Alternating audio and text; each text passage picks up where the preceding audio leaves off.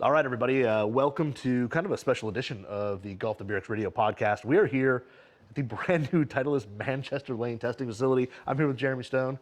Thank you for having me out here. This place is unbelievable. I mean, we've spent the day kind of all over Titleist HQ, ball plant, everywhere today. And you and I get to sit here at this amazing facility. And yeah, it is brand new Pro V1s.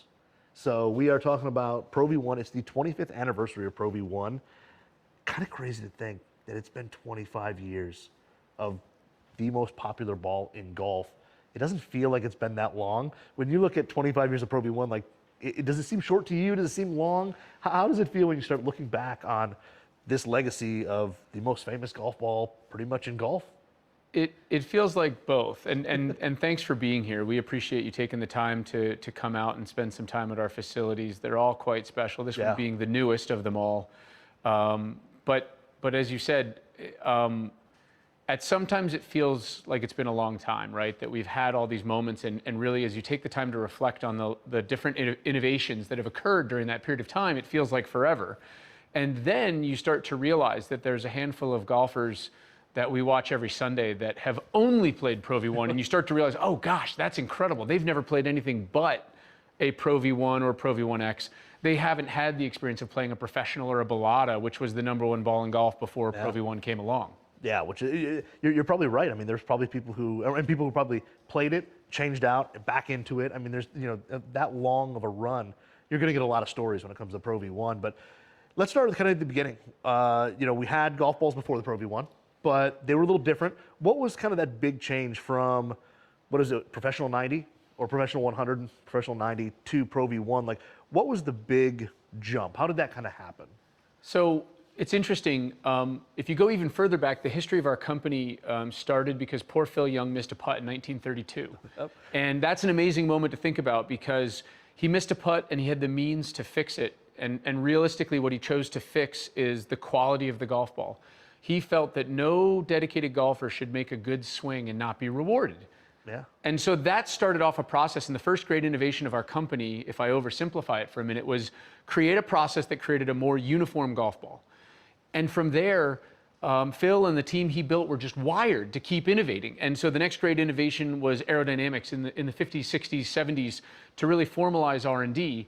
Before that, every company molded their golf balls using the same dimple pattern mold. Phil decided to formalize R&D, and he created methodology to validate that his R&D and his aerodynamics were better. And then the next innovation, if you've created new process, you've created new aerodynamics, then it became materials research, and that's what yielded, I promise I'm coming around to the professional you talked about. Before professional, the #1 ball on tour was a Tour Balata, a Titleist Tour Balata, which Balata, for those of you who know, it's a naturally occurring material. And urethane, which was the cover of that professional, allowed for a little bit more durable of a cover, and it had some interesting speed properties. So everything's all about how do we get better. And probably an unknown part of the story because the Tour product takes all of the shine.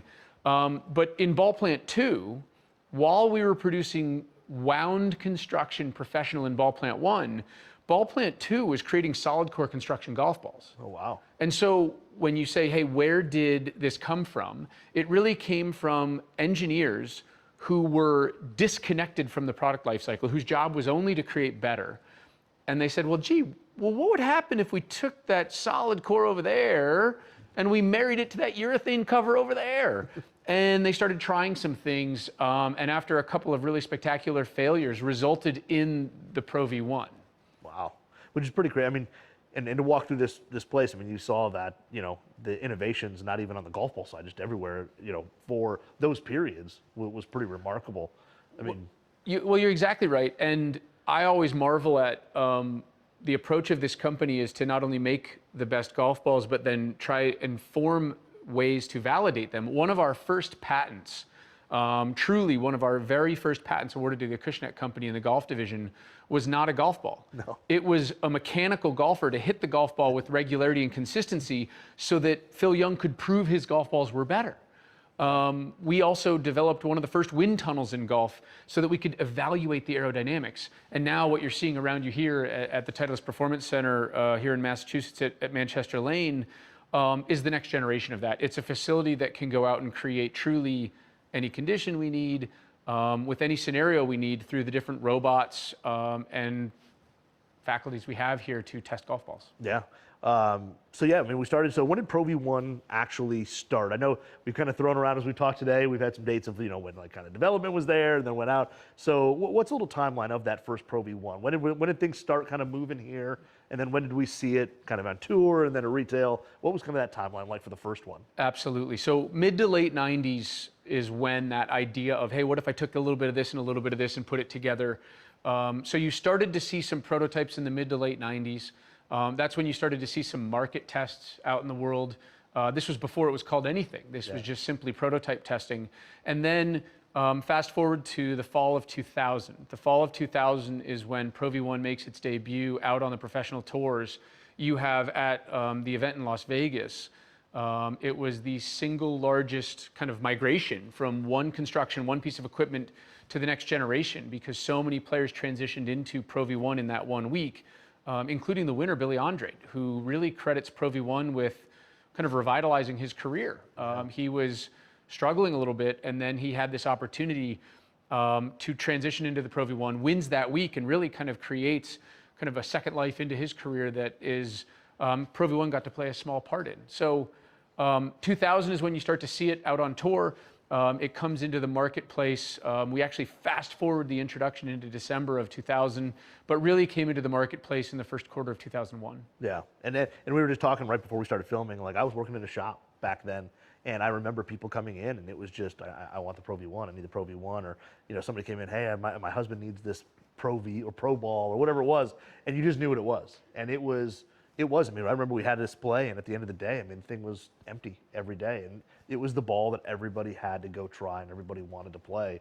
The demand for it was crazy at retail when it first came out.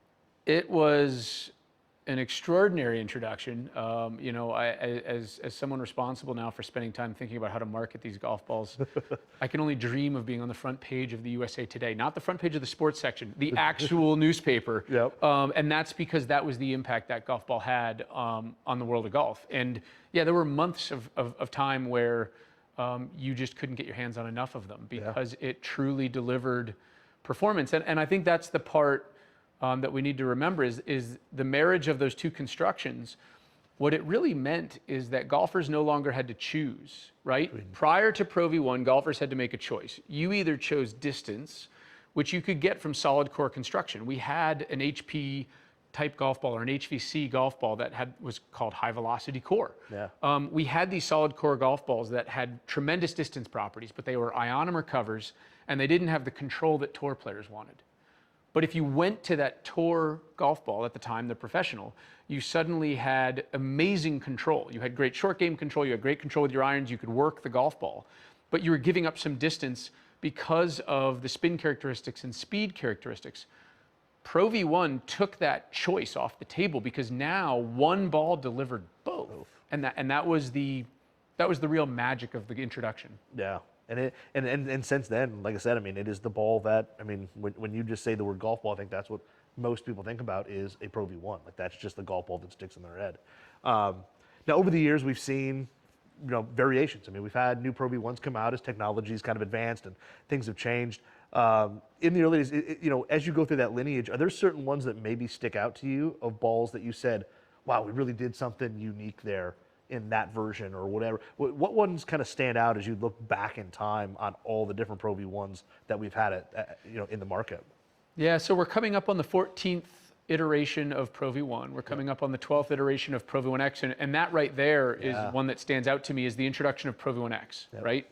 So what that means to the golfer, for us it meant we had this unique construction that came from feedback from tour players, right? They said, hey, I'd like something a little bit unique. And Pro V1 X became the answer to that request or that question. But if you look at Pro V1 X and you look at the impact it's had on golfers, that's the moment where golf ball fitting became real. Yeah. Because now all of a sudden you had two tour caliber golf balls that introduced different flight, spin, and feel differences for the golfer. So the innovation there was you suddenly had dual core that created unique spin properties. You had some really interesting construction elements. You had different aerodynamics. So from an innovation perspective, ProV1 X, the first introduction of ProV1 X was really special. For the golfer, it meant you could get fit for a ball. Yeah. And that's something true to this day that has just simply been expanded upon. Some other ones that stand out, our ZG process core, which was kind of a funny one, but you got to see today the uniqueness of core molding. Yeah. And the magic of core molding is making sure that when you look at the press, you need to make sure that every golf ball comes off the press the same. And I'll use the analogy, if you've ever baked cookies, all of our ovens have a unique one. Like the back, I know the back right corner is going to come out a little more burnt than the front left corner. Well, that doesn't work in golf ball design. You need to make sure they're all the same. And the ZG process was very much about increasing the quality control and the consistency, which made for a better core, which made for more consistent speed, which made for more consistent spin, all the things that golfers are looking for. Just one more for you was the staggered wave parting line. So Pro V1, there's all these wonderful stories, some of them more myth than truth, about, hey, you could seam it, right? Yeah. We've all, I mean, you probably got that in the shop. Staggered wave parting line connected the golf ball dimple pattern and created a more symmetric dimple pattern, because the challenge of that whole concept of seaming, true or otherwise, is you might get to control it on the tee, but as soon as I hit it down range and I'm in a fairway, I don't get to control the orientation anymore. No. So our striving for a more consistent flight, no matter the orientation, yielded that staggered wave parting line. The benefit to the golfer is more consistent flight. Yep. Yeah, and then it was, I do remember that, where people come in and said, that's what you have to do off the tee. You got to, play the seam. And you're like, okay. But yeah, what are you going to do when you're in the fairway and you're 200 yards out? But you're right. I mean, the ball plant was very interesting. I got to go walk through there for the first time for me, and getting to see some of the core molds and how they do it, especially ProV1 X, to see basically a dual core and how it was done. I don't know what I expected to see. It was different than what I thought, but pretty cool to see, this little core going into a bigger one and being pressed together. But just all the quality stuff and all the quality checks are pretty amazing as well. It's not just, hey, let's slap some, rubber on a core and throw it out there. There's a lot of things. I mean, for people to know, if you've ever been on this ball tour, which you can go on. That's right. It's open to the public, but I was expecting to kind of see equal parts of like inside and outside, and it wasn't. The stuff that goes into from making the core to finally getting the cover on it, that's 2/3 of the whole takes tour. a while before it even looks like a golf ball. Yeah, it's all up to that. Your process from starting, and it's all done in a plant that's 15 minutes from here. That's right. So we benefit immensely from having corporate headquarters in Fairhaven, Massachusetts, Ball Plant 3 in New Bedford, and it's a 15-minute drive. Yeah. And so when our engineers design a prototype, when we need to learn how to make it to scale, we drive 15 minutes, and operations and R&D lock arms and figure out how to make it together. It's really cool. And we always talk about, when we're discussing quality, you cannot inspect at the end of the process. You can't inspect quality into a golf ball. Quality has to be embedded within every process. And so that's why, probably noticed along the way, but you probably missed a couple, there's over 90 quality checks that go into a Pro V1, over 120 that go into ProV1 X. And the only reason there's a difference between the two is dual core versus solid core. But they're not just checking the finished molded core, they're actually pulling raw materials out of the process along the way to make sure that it's got the appropriate properties, physical properties, chemical properties, so that when it goes to the next stage in the process, the next stage will work properly. And so we build that into every step in the process. Every associate has the ability to say, hang on, something's not quite right. Yeah. And it really becomes the answer to the question, hey, what makes Titleist different, right? We get that a lot. What makes Titleist different is the trust that every golf ball is going to do what you expect it to do, right? So we fit you into X today. Every Pro V1 X you grab is going to do exactly what you expect it to do, because the first one out of the dozen is going to be identical to the 12th one out of the dozen. You're not going to see wide compression spreads. You're not going to see really wide aerodynamic spreads. Every one of them has quality inspected and built into that manufacturing process. And the interesting thing about that is that, at the end of the tour, you basically get to the end and there's a little X-ray machine. That's right. Well, there's multiple ones, it's not just one. But you walk up and there's a bin that I guess holds 9,000 golf balls. And it was 2/3 full, easily. There were more golf balls than you can count. And next to it was a little bin of rejects after they go through the X-ray machine. And there were 4 balls in there. That was it. There were 4 balls. And to see, I don't know how many thousand were in there at the time, but to see 4 golf balls that basically went through this little X-ray machine, those are the only ones that were thrown out so far. I mean, that, like you said, I mean, you can't, once it's built, it's very hard to tell. But If even there's that something last wrong check, at that stage, it's not going to the golfer. Yeah. I can promise you that. And the fun thing about the X-ray machine is that dates back to our origin. I mentioned Phil Young missing Yeah. the putt. Well, the way he figured out that it wasn't his fault, because all of us have said, well, that wasn't my fault. no, not me. Unfortunately or fortunately, Phil was able to prove it. He literally went to an X-ray machine here in New Bedford, Massachusetts, X-rayed the golf ball, and what showed up is the fact that the core wasn't centered. centered. And he proved that through X-ray, and X-ray has been embedded into our quality checks ever since then in 1932. Yeah, but like I said, I mean, to see that, like you said, the quality has to start at the beginning, because if you missed at some point, then that, bad bin would be full. I mean, Oh, far larger. That's right. but it had, Well, a golf and the ball. other part from a sustainability standpoint, if we let it get that far, Wait. if you get to that space, you're throwing those all out. But Yeah. if we catch it early enough, right? So when we roll out and we do the original mixing of our core material, when you roll out that batch, you saw it roll out. It's kind of like the Play-Doh machine, Yep. although the R&D guys hate when I describe it like that. It's far more technical. We'll cut pieces of that and we'll test the properties. If let's say the compression or the specific gravity of that material is inaccurate or too heavy or too light, we can actually marry that with another yield that was on the other side of it and then retest it to make sure it's accurate. And that way we're not wasting material. Yep. If we ever have elements in the next stage of the process that go wrong during core molding, you probably noticed when we mold the cores, if you squeeze down on that, there's that flash that comes out. Yep. That goes right back in the beginning of the process. And we've had engineers design methodology to recycle it back into the molds again. So we're actually creating this extraordinarily sustainable, low waste effort so that at the end of the day, not only do you get the highest quality golf ball, but it's an extraordinarily sustainable process that we've built in. Yeah, and the same thing with the casing layer. You said the same sheet, that it was basically a big sheet of holes, and it was like, yep, this gets ground back up, and That's it goes back exactly in. right. We do it at every stage we're able to do it. Yep. So with this, because I have to ask, because I know it happened years ago, Pro V1, Pro V1 X finally came out. They were two. They're a little opposite than they were today, right? When they first came out, wasn't Pro V X kind of the low launch, low spin ball, and then Pro V1 was the higher one, and then they kind of switched. And they've been there for a while. I mean, it hasn't switched in a while. Any reason why that switch happened? Yeah, so it's actually a really good reason why that happened, right? And this is one that actually the truth is a little bit more nuanced than I think the story that got out there, right?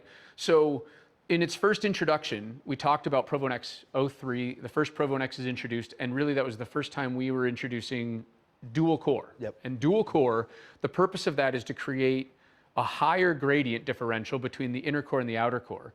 And what that does, if you can put a firmer outer core over a softer inner core, you can drive spin down, particularly for the long shots, drivers, fairway woods, hybrids.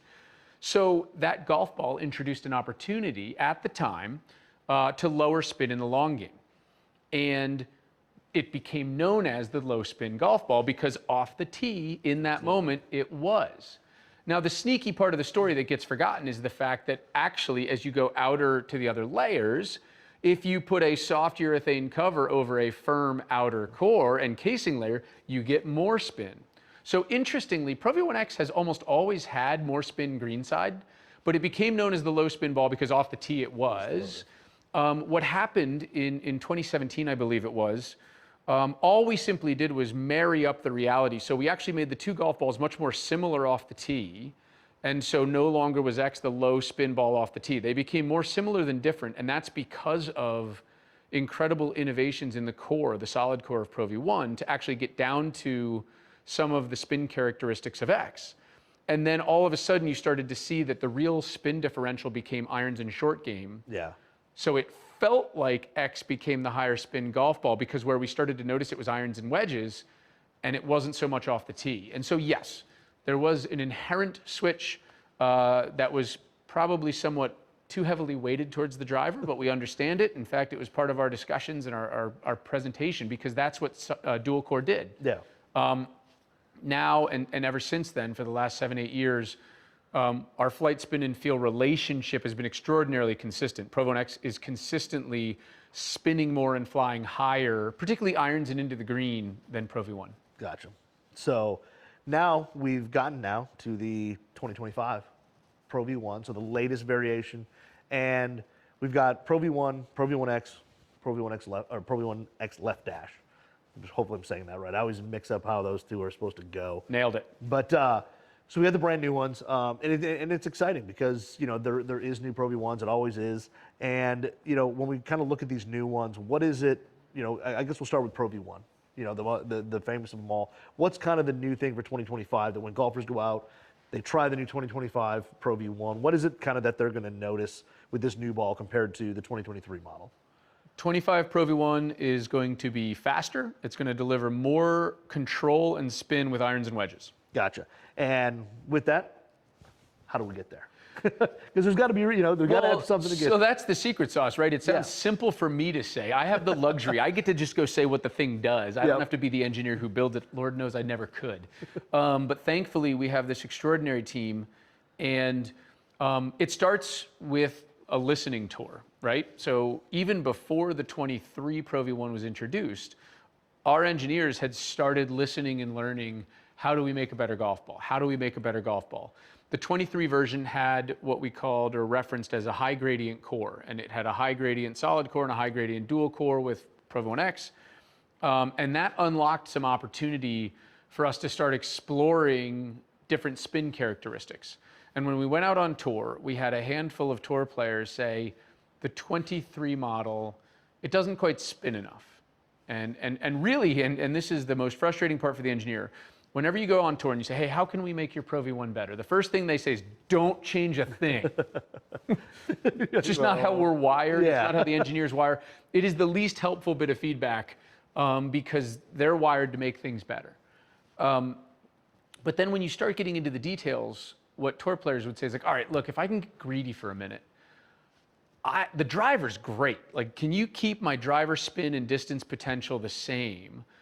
But I would always take a little bit more spin greenside and then into the irons.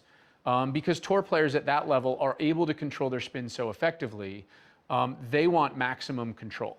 And so that's what really now creates a moment for engineers to say, okay, interesting. Now we're looking at trade-offs. Is there a way to get spin over here in the short game without having it impact the driver? Yeah. And so all things being equal, if we just took the existing Pro V1 and raised the compression.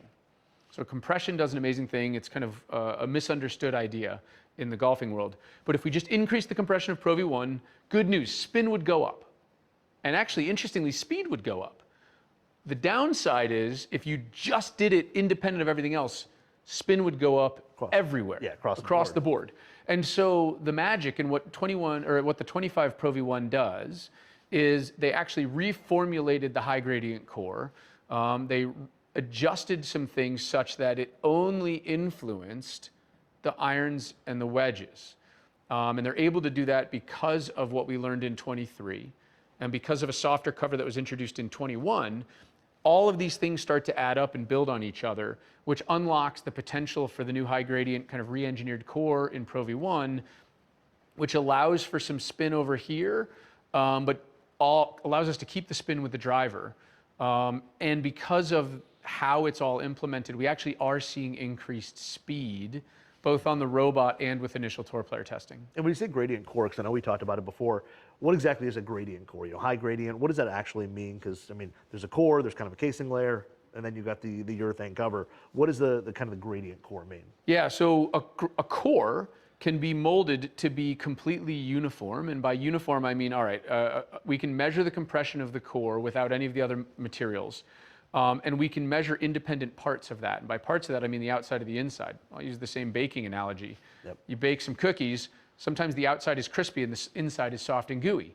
That's gradient, right? So the gooey part on the inside, softer, that's a lower compression area of the core. And then as you get to the outer parts, you can actually create chemistries that allow for during the molding process such that it molds differently and you get a softer center and a firmer outer, and that's creating high gradient, the gradient being the differential of compression between the outside parts and the inside parts.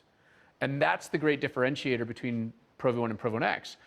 You can only create so much gradient in a Pro V1.